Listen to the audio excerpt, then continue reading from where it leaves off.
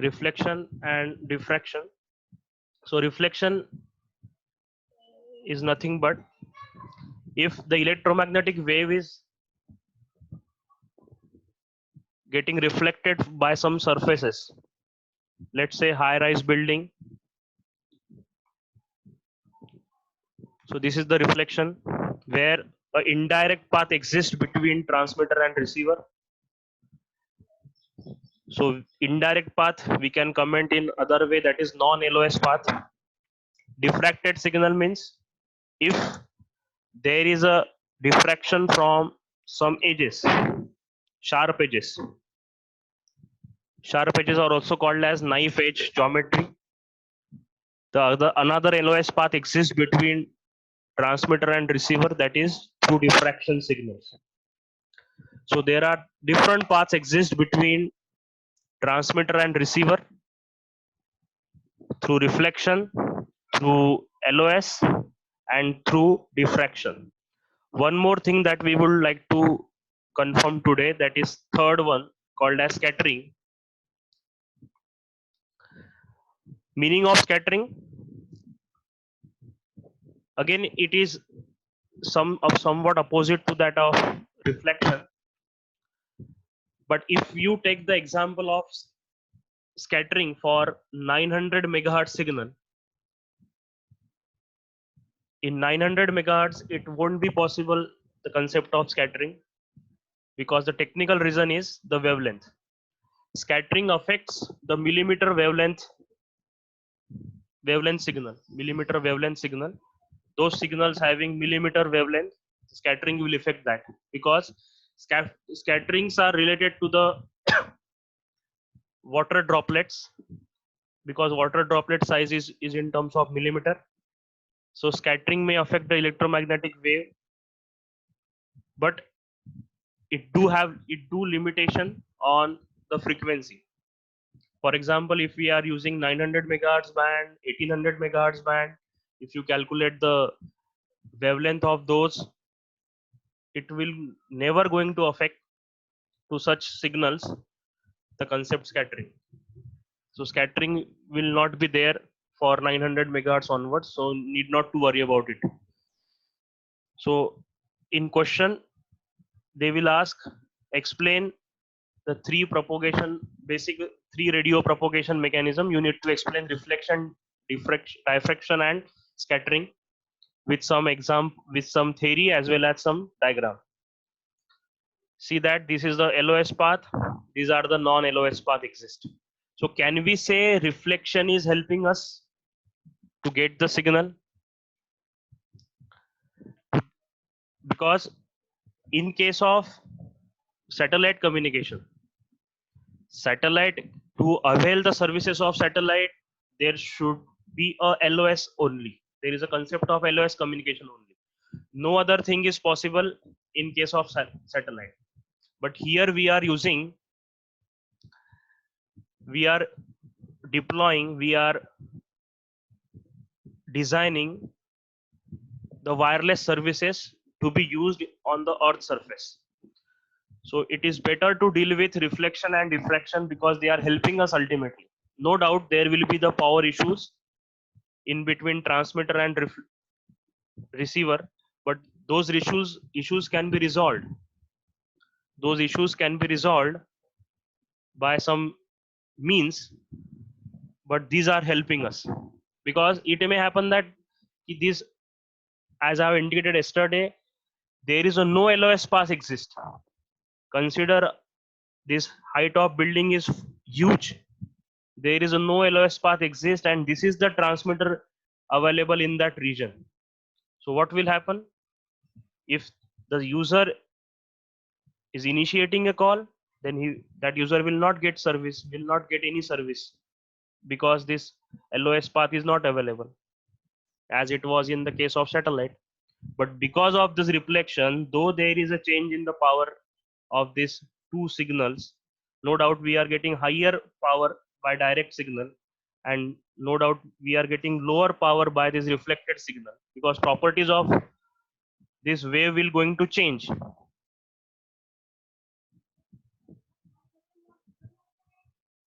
That's why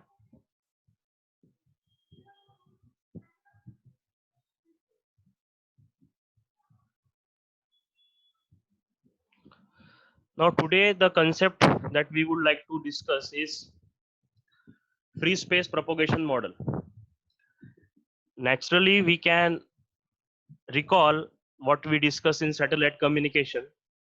What are the possible parameters that we should list out to design any free space or to design any model? Because model will give the rough idea about how to design a network that will gives us a better quality signal to the user, better services to the user. But before moving directly to the agenda, that is free space propagation model, generally propagation models are divided into two types. First type is small scale fading models and large scale fading models. So what is the meaning of small scale and large scale fading model? See, in small scale fading model, see this graph. This graph is plotted between distance versus power. As we are moving ahead in terms of distance, let us say this is the place where transmitter is placed, and if receiver is moving away from this transmitter, no doubt there will be a change in the power. So what is the meaning of small scale fading? If there are larger fluctuations, we can say instantaneous fluctuations in the received signal, that is termed as small scale fading. Are you getting? MS moves over very small distance. Let us say this is a transmitter. At that this point the transmitter is placed and receiver is moving further away from the transmitter. So what will happen? For small scale fading, instantaneous fluctuations are observed. These are the instantaneous fluctuations. Instantaneous fluctuations. So this is termed as a small scale fading. So we need to design a model for small scale fading signals. Another type, large scale fading signals.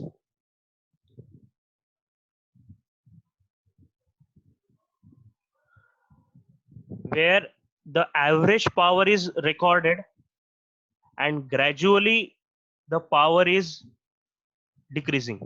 So at furthest distance, the power will be very low. Received power will be very low, expressed in terms of dB meter, decibel per meter. So generally, the models are classified in terms of two types: small scale fading as well as large scale fading. So let's move for the free space propagation model. The term itself suggesting free space propagation model means all the things are ideal in this case, and we need to jog it down the drawbacks of this free space propagation model afterwards when we will have the formulas, different formulas that we are going to discuss. As I have indicated yesterday, I know you are equipped with pen, paper, and calculator. We need to find out something today. So let's go for the free space propagation model. Free space that does not interfere with the normal radiation and propagation of the radio waves. Means all the things are ideal in this case. It does not have any magnitude or gravitational fields, solid bodies, and ionized particles. So nothing will going to be happen over here in case of free space propagation model. Nothing means no reflection, no scattering, no diffraction. There is a LOS path exists between transmitter and receiver. Direct LOS path exists between transmitter and receiver. So for this signal, we are going to model. So it sounds a theoretical concept because we know, as as I have already indicated, there is a non-LOS path exist, and we should rely on that non-LOS path because it is very few moment we are getting the direct signal, we are getting the LOS signal, but for maximum times we are getting the reflected signal, we are getting the diffracted signal, and there is no question of scattering because scattering will affect only millimeter waves, millimeter wavelength wave. So no need to worry about the scattering. So we are modeling for direct signal. We are modeling for LOS signal in case of free space propagation model. Hope I have made my aim very clear. Why we are going for free space propagation model? Because there is a direct path exists between transmitter and receiver. Theoretically, practically there are indirect paths, or we can say non-LOS path exist. So all the things in free space propagation models are ideal. The free space propagation model is used to predict the received signal strength when transmitter and receiver has clear line of sight path between them. So example, satellite communication and microwave line of sight radio link. If satellite is not available in LOS to any end user, then we cannot use the services. We have talked this thing in terms of satellite footprint. Hope you can recall that concept, satellite footprint. We can use the services of satellite when satellite is in LOS. Same is the case of with DTH antenna. Always, though it is mounted on the rooftop, but we need to change the angles if we are not getting the signal properly. So what should be the parameters that we should gather together so that we can comment about the free space propagation model? Naturally, what are the models that we are designing in any kind of wireless technology? We should always give the thought on received signal, received power for the some separated distance d in between transmitter and receiver.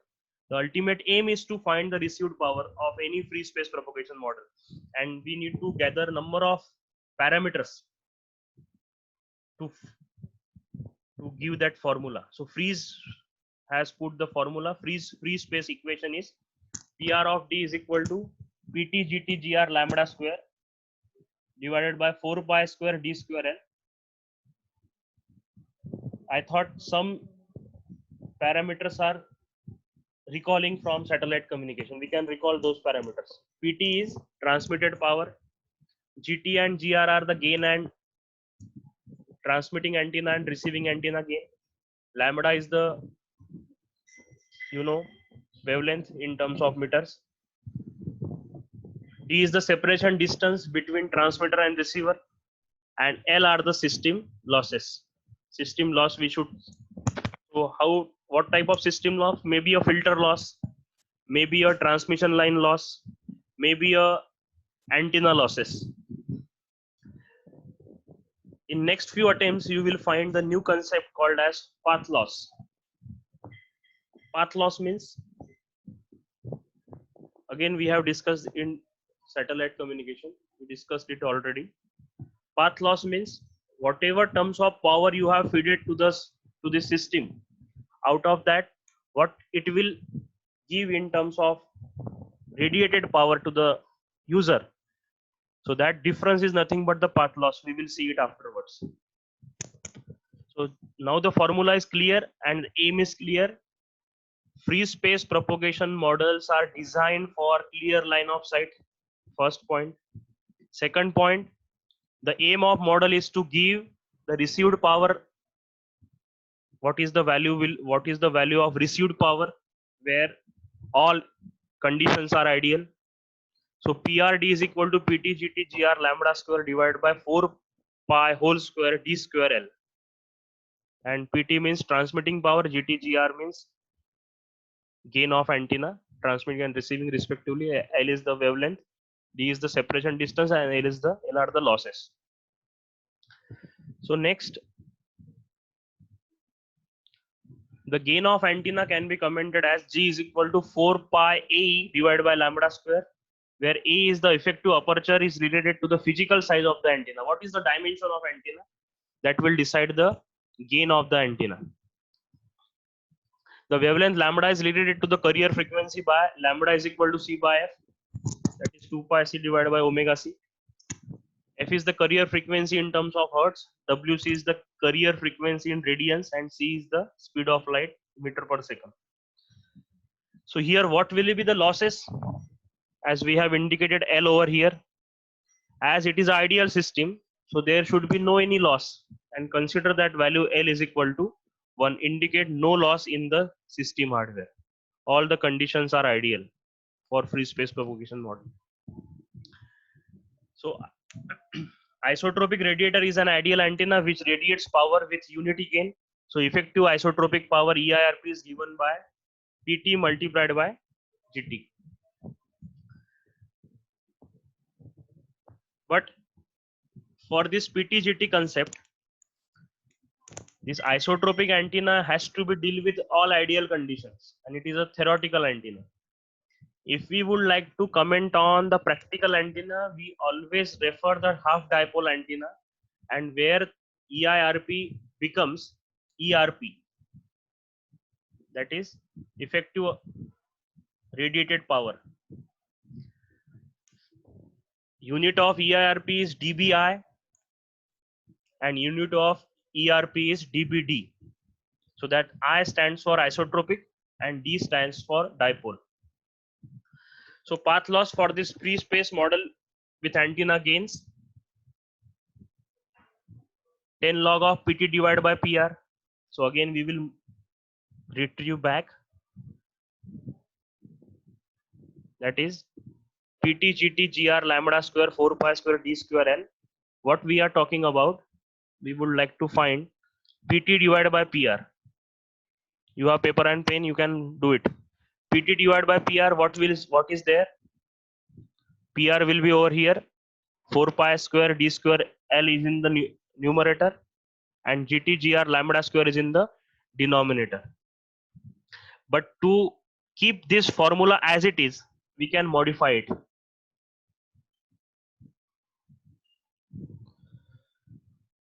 If we write it opposite, if we will change this formula, actual formula that after manipulation is PRD divided by PT, sorry, PT divided by PR is equal to 4 pi whole square D square L divided by GT GR lambda square.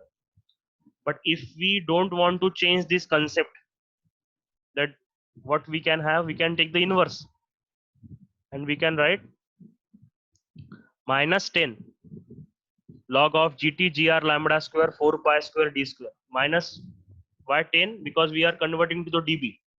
Why minus? Because previously we are getting 4 pi square D square divided by GT GR lambda square, and if we take the reciprocal, that's why we are writing minus. That minus, after logarithmic conversion, it is coming to the this point, minus 10 log of GT GR lambda square divided by 4 pi square D square. Can you let me know what will be the drawback of this formula, or what will be the drawback of this formula? Already I have indicated the drawback. The drawback is we are dealing with free space propagation, that is we are using the LOS.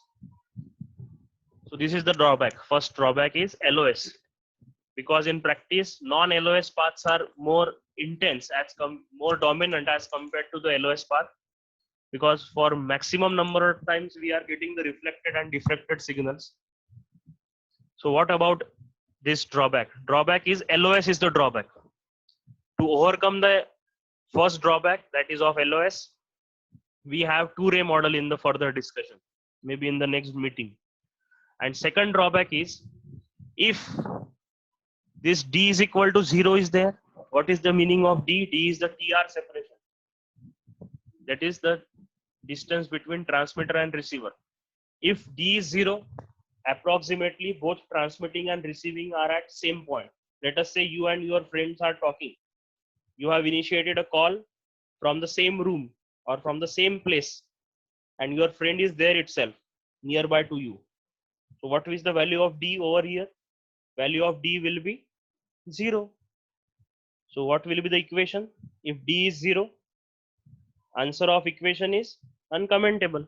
That's why these are the drawbacks. So to overcome the first drawback of LOS, we are trying to give the another type of model called as two-ray model, where direct and indirect paths are considered. And second is, if D is 0, what will be the solution. If D is if D is 0, the solution is Fraunhofer region. Fraunhofer has given the concept of near far field effect, and that D is replaced by DF, and formula of DF is 2D square divided by lambda. You can write the numerical. Find the far field distance so that we can go ahead with this. We can go ahead with the other part of free space propagation model. But before going further, we should see why DF is important, because I have already indicated value of small d. If it is 0, then PR of D is uncommentable. That's why we are doing this numerical. Find the far field distance for an antenna with maximum dimension of 2 meter and operating frequency number 1 900 megahertz and number 2 1800 megahertz. Again I am repeating, find the far field distance for an antenna with maximum dimension of 2 meter and operating frequency number 1 900 megahertz and number 2 1800 megahertz, 900 megahertz and number 2 1800 megahertz. Why we are going for the Fraunhofer region? Intention is very clear, because if D is equal to 0, this is the drawback. We need to resolve that drawback. That's why DF is there. And Fraunhofer has give the information regarding near far field effect. So value of capital D. D is the largest physical linear dimension of antenna.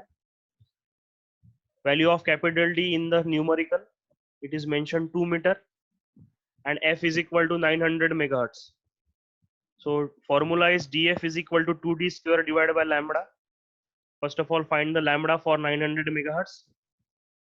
Lambda is equal to C by F, 3 into 10 to the power 8 divided by 900 into 10 to the power 6. So it becomes 0.33 meter.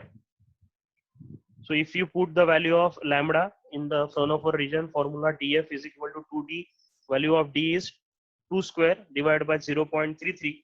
So it becomes 24.24 meter. And for 1800 megahertz, value of DF is 48 meter. So what is the meaning of this Fraunhofer region? If we are designing the wireless system with help of free space propagation model, then there should be a minimum difference, minimum distance between transmitter and receiver. If we are using 900 megahertz frequency, that minimum distance is 24.24 meter. If we are using 1800 megahertz for 2 meter diameter of an antenna, there should be a minimum 48 meter distance in between user and receiver, or in between transmitter and receiver. So this information has given by the Fraunhofer. So next is we will continue with this equation. To be in the far field region, the following equations must be satisfied. DF should be very greater than capital D, and DF should be very greater than lambda. Furthermore, the following equation does not hold for D is equal to 0. Already we have indicated. Use close-in distance D0. That's why if this D becomes 0, that's why this D is modified in terms of D0. Use close-in distance, minimum distance, and is known as received power PR D0 at that point. So PR D is equal to PR D0 into D0 divided by D whole square. This is the satisfied condition. We need to satisfy the condition. Without that, it is not possible. Or the same formula can be converted in terms of dBm. That is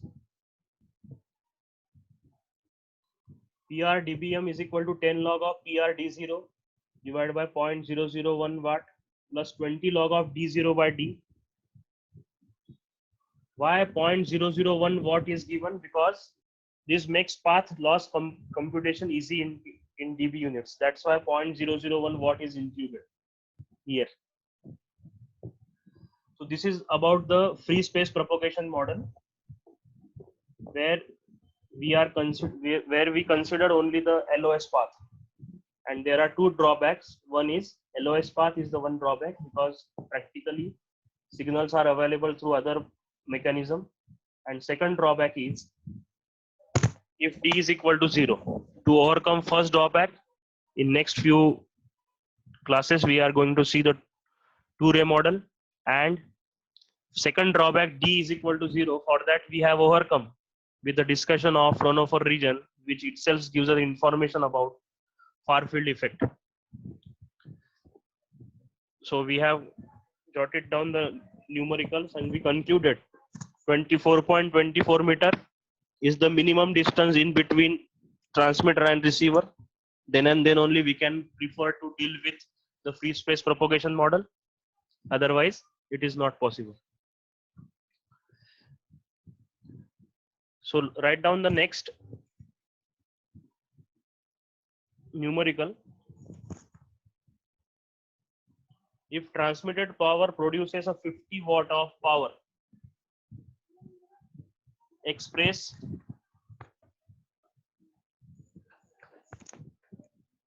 the transmitted power in units of number 1 dBm and dB watt. Again I am repeating the problem. If transmitter produces 50 watt of power, if transmitter produces 50 watt of power, express the Tx power in units of number 1 dBm. dBm means decibel per meter, and number 2 dBW, that is dB watt. So if you refer any book, directly they have solved this, but it makes calculation complex. To make it simple, we can have the relation. Please note it down, the relation. 1 milliwatt is equal to minus 30 dBW. This is the relation. 1 milliwatt is equal to minus 30 dW. P dBm is equal to P dBW plus 30. Note down this relation. 1 milliwatt is equal to minus 30 dBW. Only 10 minutes are remaining. And next relation is P dBm is equal to P dBW plus 30. So 50 watt, what is the formula? PT is equal to 10 log of PT milliwatt divided by 1 milliwatt. So 10 log of 50 multiplied by 10 to the power 3. So what we will get? 47.0 dBm. Now we have expressed this 50 watt of power in terms of dBm, that is 47.0 dBm. If we want to comment for dBW, that is dB, decibel per watt, then just make a subtraction, 47 minus 30. So available answer is 17 dB watt. So 50 watt can be expressed in terms of dBm as well as in terms of dBW, that is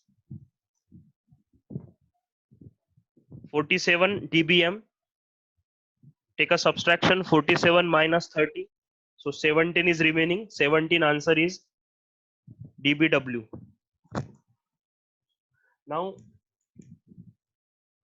next example. If 50 watt is applied to unity gain antenna, write down the numerical, with 900 megahertz carrier frequency. If 50 watt is applied to a unity gain antenna with 900 megahertz carrier frequency, find the received power in dBm. Find the received power in dBm. Find the received power in dBm at free space distance of 10 meter. Sorry, at a free space distance of 100 meter from the antenna. Full stop. What is the PR, that is received power? for 10 kilometer. Assume unity gain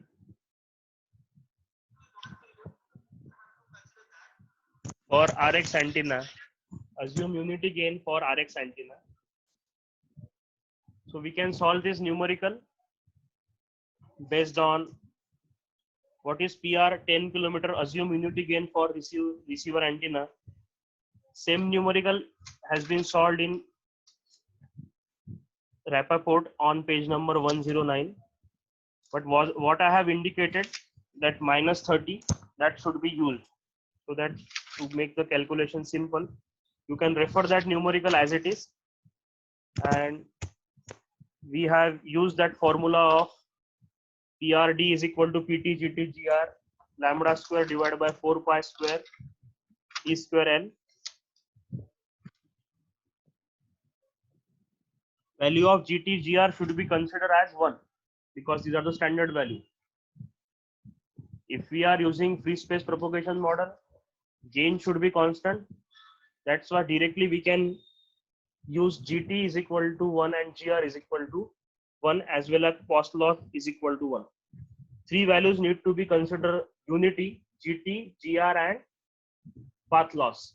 These are the three values. Standard values should be considered as 1 because we are using free space propagation model. This is a generalized model in ideal condition where LOS path exists between transmitter and receiver.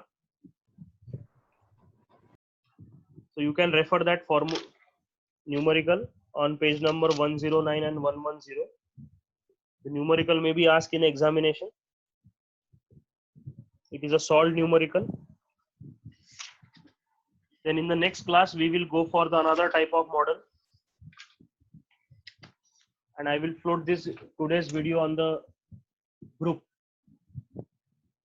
The only thing that I would like to suggest, don't be panic while studying, and don't discuss or don't be in the confusion when will be the exams. To decide the exam, authorities are there.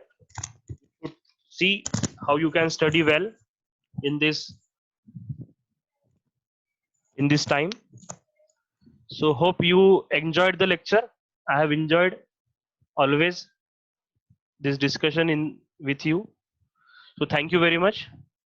Stay at home, but stay connected. You can ping me personally if you have any problem. Just solve that. Just go through the numerical. Solve numerical on page number 109 and 110. Thank you very much. We will stop here.